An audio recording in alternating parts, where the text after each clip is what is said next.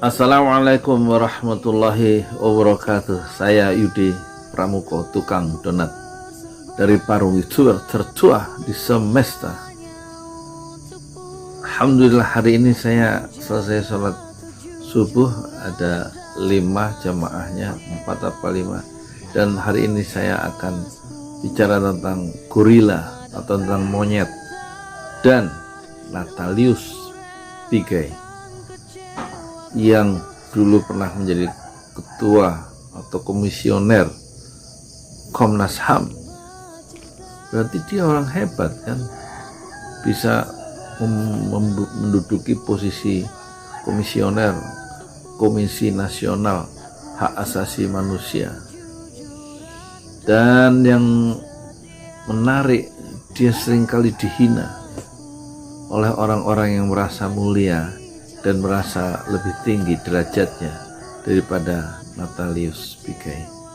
Pakai apa Pigai sih? Dan terakhir 2 hari yang lalu saya lihat wawancara dia di iNews ya. iNews ya, secara nggak sengaja, jarang-jarang kan saya nonton televisi, tapi wawancara itu menarik. Ada satu informasi di situ bahwa Pak Natalius ini dia orang non muslim. Kedua, dia pernah menjadi aktivis dan disiksa ya, tidur di atas es balok zaman tahun 98. Dan dia setidak-tidaknya akhir-akhir ini dia dihina oleh 2 orang ya, Pak siapa itu yang sekarang sudah ditangkap, dan satu lagi Abu Chandra. Saya berharap Abu Chandra segera ditangkap polisi ya, untuk diproses karena menghina ya Pak Natalius Pigai yang non muslim itu, dan memang kulitnya itu hitam legam ya. Soal ada 2 hal yang saya mau ingatkan ini. Pertama, dia pernah disiksa tidur di atas balok es, dan itu saya pernah dengar ucapan yang keluar dari celah-celah bibir ulama Betawi yang terkenal, yaitu Abdul Qadir Jailani ya, bahwa dia juga pernah disiksa oleh aparat ya, zaman Orde Baru itu, tidur di atas es balok dengan bajunya dibuka semuanya. Jadi memang ada khas ya cara menyiksa orang-orang yang kritis terhadap pemerintah saat itu adalah dengan menyiksa dengan tidur di atas balok es ya, yang dingin itu ciri khas pemerintahan yang otoriter, yang anti kritik ya. Kalau sekarang pemerintahan yang anti kritik, sekarang pemerintah sekarang ini itu dimasukkan ke penjara ya. Sama dengan Orde Baru itu, tanda-tanda memang pemerintahan yang tidak benar ya, itu begitu ya, membungkam lawan-lawan politik ya, seperti dulu juga Natalius Pigai itu ya, dan Abdul Qadir Jailani. Jadi kenapa saya mengecam orang hitam ini yang dihina ini, saya tidak setuju, karena pada suatu hari Rasulullah Shallallahu Alaihi Wasallam mendengar ya sahabatnya yaitu Abu Dzar memanggil dengan gelaran yang menghina, meskipun sangat sederhana, panggilan ke Bilal yang orang Ethiopia itu dengan sebutan ya Aswad ya, hai hitam ya, panggilan orang beriman kepada orang beriman, yaitu dari Abu Dzar kepada siapa itu, Bilal, muazzinur Rasul, tukang azan Rasulullah sampai akhir hayatnya. Itu marah Rasulullah mendengar Abu Dzar sahabatnya itu memanggil saudaranya dengan perkataan hai hitam.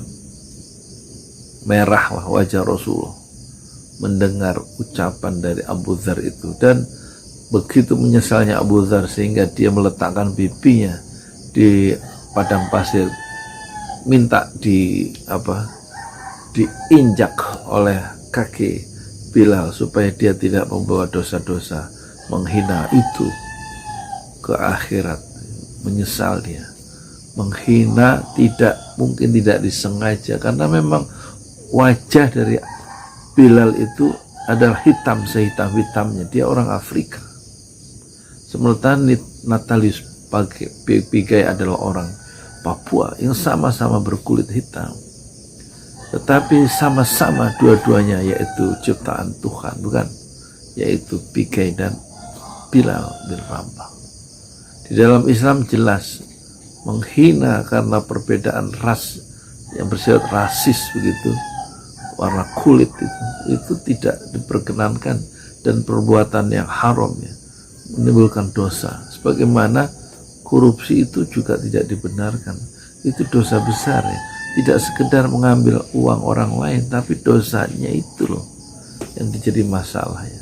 Kalau uangnya bisa dikembalikan, tapi dosanya kalau tidak tobat itu berbahaya untuk orang yang melakukan korupsi dan orang yang melakukan penghinaan itu sampai di akhirat ya. Jadi saya sangat simpati terhadap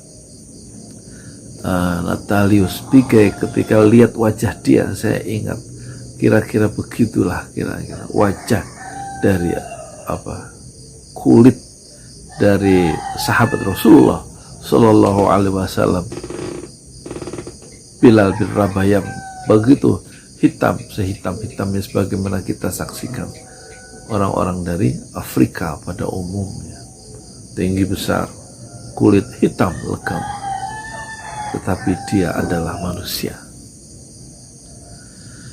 Dan kemudian kalau saya melihat Pigai itu, dia mengingatkan saya terhadap anak saya yang sekarang sudah memiliki anak satu umur 27, dia memiliki anak satu umur 5 bulan. Pigai sebagai ahli statistik pernah berkata, di Indonesia sarjana umur 23 tahun pasti tidak punya rumah. Itu yang sekarang dialami oleh anak saya sarjana. Dia rumahnya ngontrak sebagai pengantin baru atau sebagai keluarga baru. Jadi dengan ilmu statistik dia bisa melakukan forecast ya, apa istilahnya, ekstrapolasi, apa sih bahasanya, pokoknya bisa menghitung ya, akan ada sekian juta sarjana yang tidak punya rumah dengan ilmu statistik. Dan itu problem kita ya, yaitu problem pemerintah sekarang itu, bagaimana sarjana-sarjana itu nggak bisa punya rumah itu di tengah kekayaan bangsanya. Padahal nikel ada, batu bara ada, emas ada, boksit ada, minyak ada, segala di Indonesia ini ada. Kekayaan alam melimpah ruah, tetapi orang-orang sarjana-sarjana itu tidak punya rumah karena tidak punya uang ya. Susah cari kerja, apalagi rumah ya. Ada juga itu saudara saya ya, mencicil rumah itu selama 15 tahun ya, anaknya juga baru 2 atau 3 dan sudah mencicil 4 tahun, berarti 11 tahun lagi dia mencicil rumah. Sarjana S2. Jadi betul-betul Pigai ini membuka wawasannya. Sebenarnya ilmunya dia itu sangat jarang dipunyai oleh umumnya orang-orang Indonesia. Dia ahli statistik dan memiliki satu open mind, itu pikiran yang terbuka.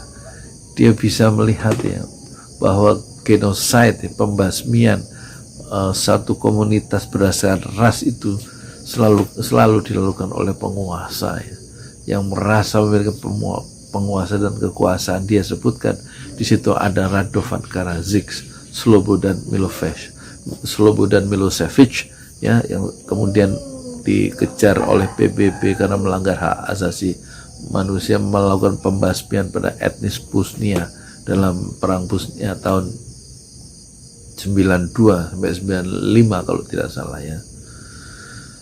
Jadi betul-betul dia ingin membela, ingin memberikan segalanya untuk melindungi ras yang DNA-nya menurut secara antropologi memang beda, ras Papua dengan orang-orang Melayu. Tapi perbedaan ras itu di dalam Islam bukanlah satu alasan yang penting, alasan yang wajib bahwa ras yang berbeda itu harus dimusnahkan dalam kehidupan satu di dalam satu wilayah, satu komunitas. Nah, sikap-sikap yang meniadakan atau merendahkan sebuah ras tertentu yang ditunjukkan oleh Abu Janda dan kawan-kawannya, dulu juga termasuk oleh tokoh-tokoh pejabat itu, kata di dalam iNews itu dia menyebut nama, saya tidak berani menyebut nama, bahwa ada orang yang kuat, yang satu pejabat yang sekarang juga berpengaruh, itu hendaknya orang-orang seperti Natalius Pigai itu, orang-orang yang hitam itu harus diletakkan di satu pulau tertentu katanya. Itu memang keterlaluan omongan-omongan seperti itu kalau dilihat dari perspektif Islam ya. Jadi itulah catatan pagi ini, sekedar untuk bikin konten ya, ini tanpa mic karena mungkin dekat ya, 2 jengkal, insya Allah masuk dengan jelas.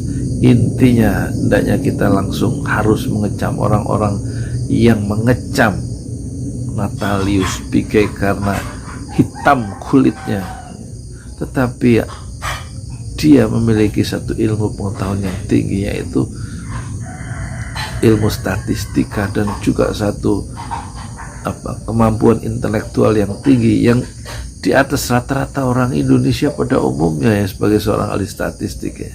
Jadi warna kulit yang hitam yang dimiliki, yang dia tidak juga menginginkan, dia lahir sebagai orang yang berkulit hitam dan berasal dari Papua. Jadi takdir Allah berlaku, manusia hanya menerima. Saya dilahirkan di kota Malang, tidak saya minta.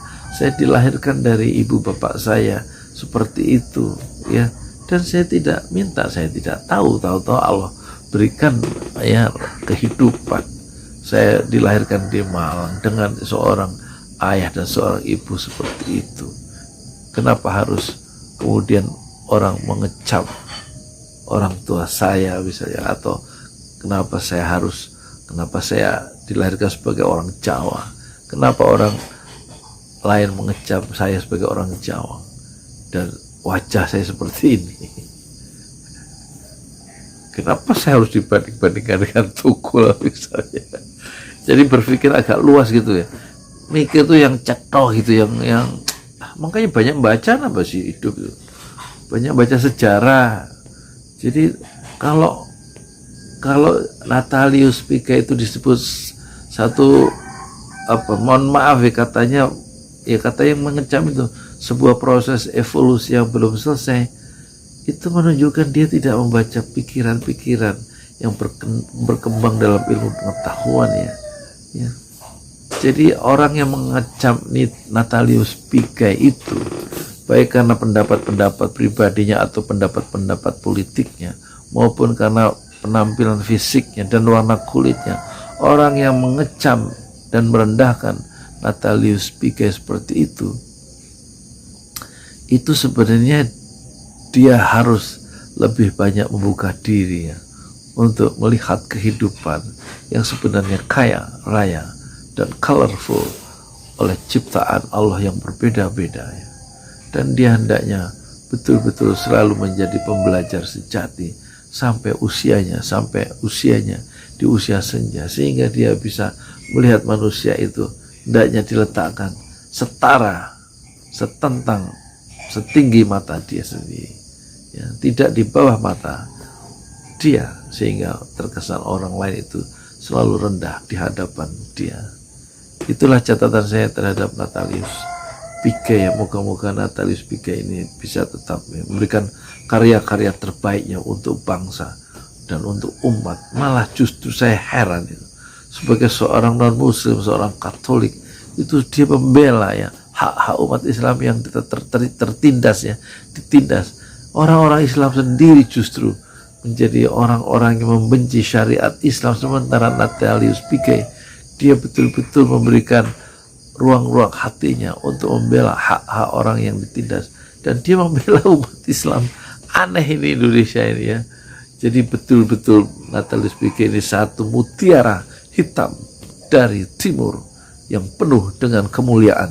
Saya Yudi Pramuko, tukang donat dari Paru, YouTuber tertua di semesta. Fasbir sabran jamila, bersabarlah dengan kesabaran yang indah. Assalamualaikum warahmatullahi wabarakatuh. Demi nambah cinta telah ku persembahkan hatiku hanya untukmu. Telah ku jaga kejujuran dalam setiap nafasku, karena demi cinta.